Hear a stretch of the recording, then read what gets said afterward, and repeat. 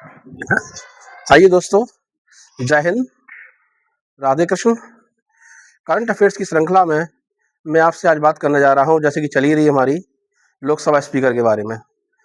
तो लोकसभा स्पीकर के बारे में आप देख ही रहे हैं, अखबारों में सुर्खियों में चल ही रहा है।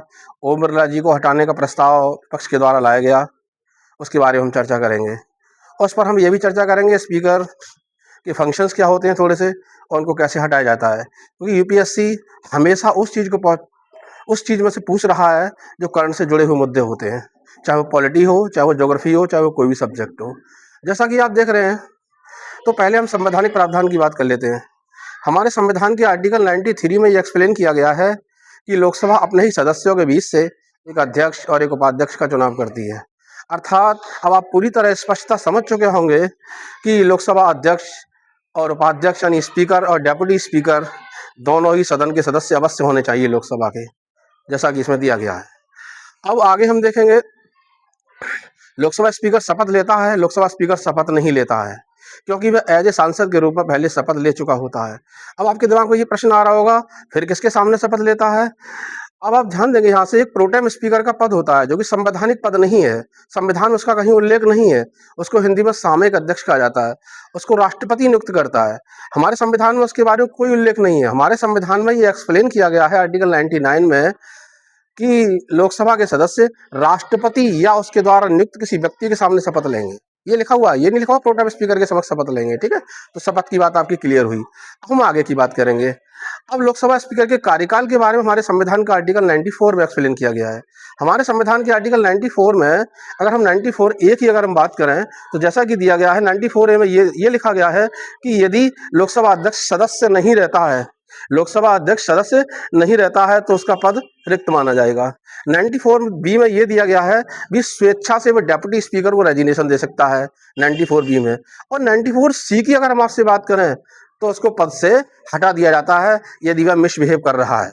मिसबिहेव मीन्स कदाचार या डिसेबिलिटी मीन्स अक्षमता के आधार पर उसको पद से हटा दिया जाता है। तो उसको पद से हटाने का प्रावधान आर्टिकल 94 सी में दिया गया है, जिसे हम अविश्वास प्रस्ताव कहते हैं।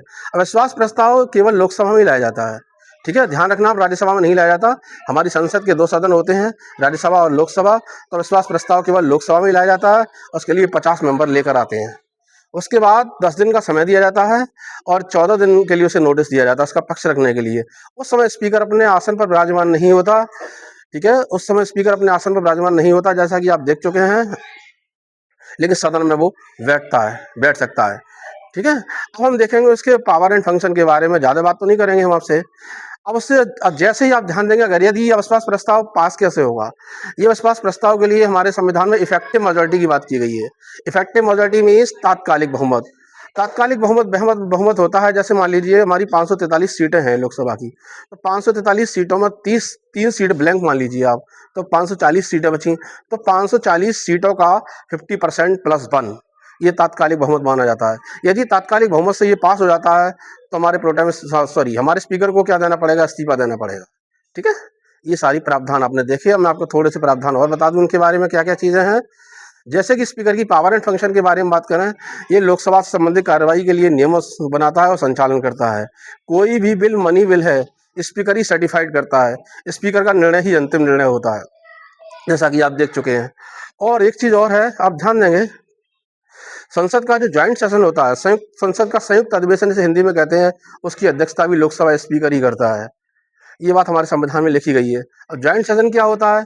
जब बिल एक सदन ने पास करके दूसरे सदन को भेज दिया है, दूसरे सदन ने उसे रोक लिया है, दूसरे सदन ने उसको रोक लिया है, या उसे 6 महीने तक दूसरे सदन ने कोई एक्शन नहीं लिया है, या उस सदन ने उस अमेंडमेंट करके दूसरे सदन को फिर दे दिया था, लेकिन अमेंडमेंट के बाद दूसरा सदन उस पर कोई एक्शन नहीं ले रहा है, तो ऐसी स्थिति में ये माना जाता है कि राष्ट्रपति क्या करता है, उसके पास एक विकल्प होता है ज्वाइंट सेशन का। ज्वाइंट सेशन राष्ट्रपति बुलाता है संविधान के आर्टिकल 108 के अंतर्गत, और हमारे संविधान के आर्टिकल 118(4) के अंतर्गत लोकसभा स्पीकर उसकी अध्यक्षता करता है। जय हिंद, जय भारत।